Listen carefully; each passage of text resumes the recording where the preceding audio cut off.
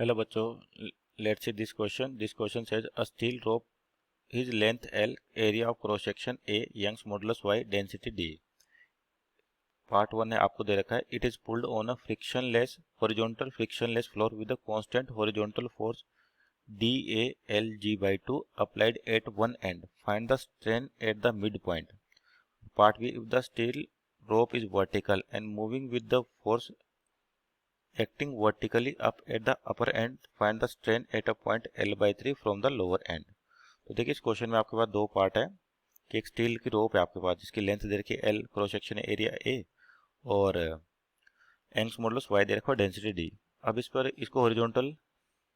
इसको horizontal frictionless surface पे रखा है और एक कांस्टेंट फोर्स F लगाई जा रही है एक एंड से। तो आपको बताना है कि मिड पॉइंट पे स्ट्रेन कितना होगा। तो जैसे मान लिया आपके पास ये होगी स्टील रोड इस तरीके से, जिसकी लेंथ कितनी L है और क्रॉस सेक्शन एरिया A है और यंग्स मॉडुलस Y दे रखा है और डेंसिटी D लिखी है और इस पर एक कांस्टेंट फोर्स लग रही है आपके पास F, जिसकी वैल्यू कितनी है DALG/2। ये कांस्टेंट फोर्स अप्लाई हो रहा है। तो आपको इसके मिड पॉइंट पे स्ट्रेन बताना है। तो देखिए अगर स्टील रोड है तो इसका मास होगा इसे आपके पास, तो मास होगा तो यानी कि यहाँ से यहाँ तक आपके पास टेंशन वेरी करेगी। तो इस वाले न्यूमेरिकल के लिए आपको दे रखा है फोर्स लगने पर एक्सटेंशन आ रहा है इसके अंदर, तो वो एक्सटेंशन के अकॉर्डिंग आपको क्या बताना, स्ट्रेन बताना कि कितना स्ट्रेन जनरेट होता है। स्ट्रेन का मतलब change in length upon original length. तो आपके पास यहाँ पे जो की कॉन्सेप्ट हो जाएगा, की कॉन्सेप्ट,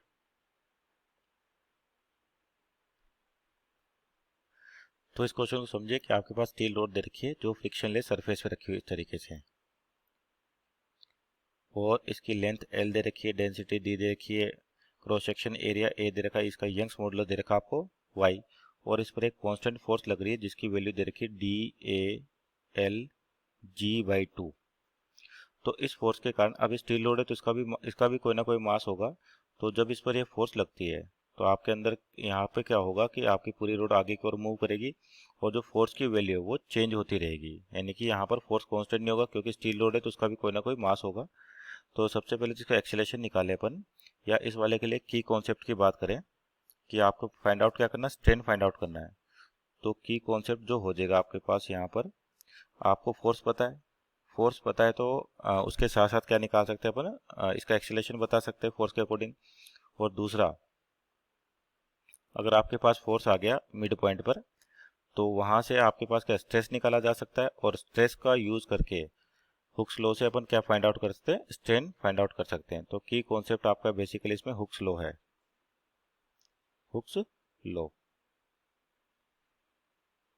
हुक्स लॉ की हेल्प से अपन स्ट्रेस और स्ट्रेन का रिलेशन लिख के स्ट्रेन की वैल्यू फाइंड आउट कर सकते हैं। तो सबसे पहले तो इसका एक्सेलरेशन निकाले अपन, तो एक्सेलरेशन होता है फोर्स अपॉन मास। तो आपको जो फोर्स दे रखी है वो कितनी है, DALG/2 और इसका मास कैसे लिखा जा सकता है, डेंसिटी इंटू वॉल्यूम। तो डेंसिटी दी दे रखी है, वॉल्यूम क्या हो जाएगा, एरिया इंटू लेंथ। तो आपके पास ये टर्म्स कट गई तो इसका एक्सेलरेशन आ गया G/2 मीन्स कांस्टेंट एक्सेलरेशन आपके पास मीटर पर सेकेंड स्क्वायर। इसका मतलब ये जो रोड है आपके पास जिस एक्सेलरेशन से मूव करेगी वो कांस्टेंट है।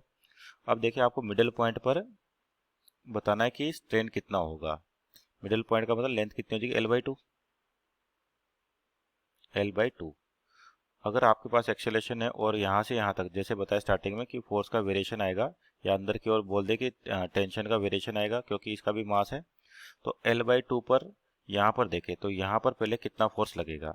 तो एक्सेलरेशन तो है ही से अपने पास कितना आ गया और L/2 डिस्टेंस में क्या निकाले, फोर्स निकाले, यानी कि मिड पॉइंट पर आपके पास जो फोर्स की वैल्यू हो जाएगी at mid point, at mid point आपके पास जो फोर्स हो जाएगी वो कितनी हो जाएगी, मास कितना हो जाएगा, यहाँ पर टोटल मास m माना है अपन ने तो हाफ हो जाएगा m/2 L/2 के लिए इंटू एक्सेलरेशन a। तो यहाँ से आपके पास फोर्स की वैल्यू आ गई m/2 इंटू a और m कितना आपके पास, density into volume that is area into length into g divide by 2 into upon में 2। ये आपके पास क्या हो गया, मास हो गया, मास कितना होगा, डेंसिटी इंटू वॉल्यूम और एक्सेलरेशन कितना G/2। तो यहाँ से मिड पॉइंट पे जो फोर्स आ गई आपके पास कितनी हो जाएगी, DALG बाय 4। तो अगर आपके पास फोर्स आ गया तो स्ट्रेस निकाल सकते हैं अपन। स्ट्रेस क्या होता है? Force upon area. आपके पास स्ट्रेस क्या होगा? Force upon area. और एरिया कौन सा? क्रॉस सेक्शनल एरिया जो आपको दे रखा है। तो यानी कि स्ट्रेस हो जाएगा DALG/4 डिवाइड बाई ए। तो स्ट्रेस हो गया आपके पास DLG/4। अब स्ट्रेस आ गया तो हुक के लॉ से अपन क्या लिख सकते हैं? जो आपका स्ट्रेस है वो डायरेक्टली प्रोपोर्शनल टू क्या होता है? स्ट्रेन होता है। तो स्ट्रेन क्या हो जाएगा आपके पास? हुक्स लॉ के अकॉर्डिंग क्या आपके पास स्ट्रेस जो है आपके पास डायरेक्टली प्रोपोर्शनल टू स्ट्रेन। तो डायरेक्टली प्रोपोर्शनल का निशान हटाए तो यंग्स मॉडुलस आता है इनटू स्ट्रेन। तो स्ट्रेन की वैल्यू क्या हो जाएगी? Stress upon Y. Stress upon Y. तो स्ट्रेस कितना आपके पास यहाँ पे ए तो कैंसिल आउट हो गया आपके पास।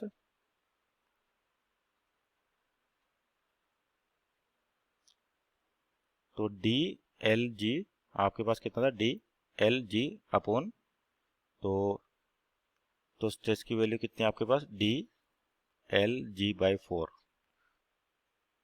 Into Young's modulus Y. तो आपका स्ट्रेन आ गया मिड पॉइंट पे DLG upon 4। So our final answer is DLG/4y। तो इसके पार्ट 2 की बात करते हैं। आपके पास पार्ट 2 में क्या कह रखा था कि जो रोड है आपके पास स्टील की वो वर्टिकली हैंग्ड है ऐसे, और इस पर फोर्स लग रहा है। तो वो आपका जो फोर्स कितना था? DALG/2। DALG/2 ये फोर्स आपका यहाँ पे लग रहा है। इस बार वर्टिकल अपवर्ड लग रहा है, लेकिन वर्टिकल कंडीशन में क्या होगा? आपके पास इसका मास यानी कि mg ये भी लगेगा। तो यहाँ पर m की वैल्यू क्या हो जाएगी? Density into volume, that is A into L into g. तो यहाँ पे जो नेट फोर्स निकाले अब नेट फोर्स, तो नेट फोर्स कितना हो जाएगा आपके पास?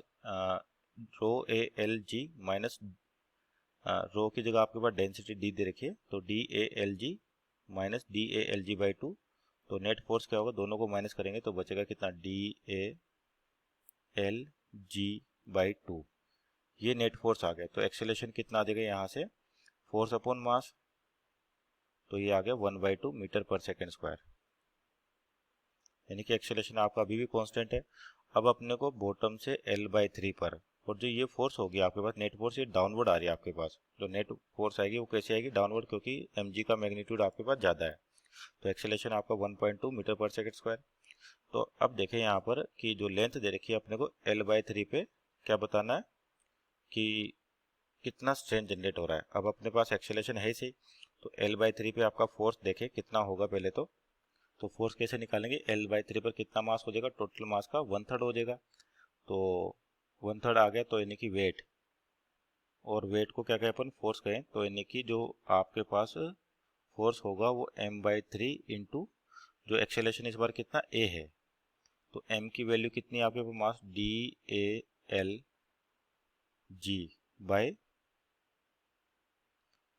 आपके पास 3, और एक्सेलरेशन 1/2 मीन्स 2। तो ये कितना हो जाएगा? DALG/6। तो ये फोर्स हो गया कहाँ पर? L/3 पर। आपका नेट फोर्स जो आ रहा था ये आ रहा है, यानी कि वर्टिकल डाउनवर्ड, यानी कि आपके जो रोड है वो किधर जा रही है? नीचे की ओर जा रही है।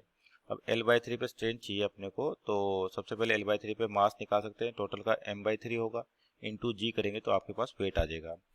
तो यहाँ से एक्सेलरेशन है ही से अपने पास, तो फोर्स की वैल्यू कितनी आ जाएगी? DALG/6। अगर फोर्स आ गया तो अपन स्ट्रेस निकाल सकते हैं, और स्ट्रेस आ गया तो स्ट्रेन। तो स्ट्रेस क्या होता है आपके पास? Force upon area. Force upon area, तो यानी कि यहाँ से DLG/6। और तो स्ट्रेन कितना हो जाएगा आपके पास? यहाँ से स्ट्रेन हो जाएगा आपके पास DLG/6y। So our final answer is equal to DLG/6y। Hope you understood it well. Best of luck.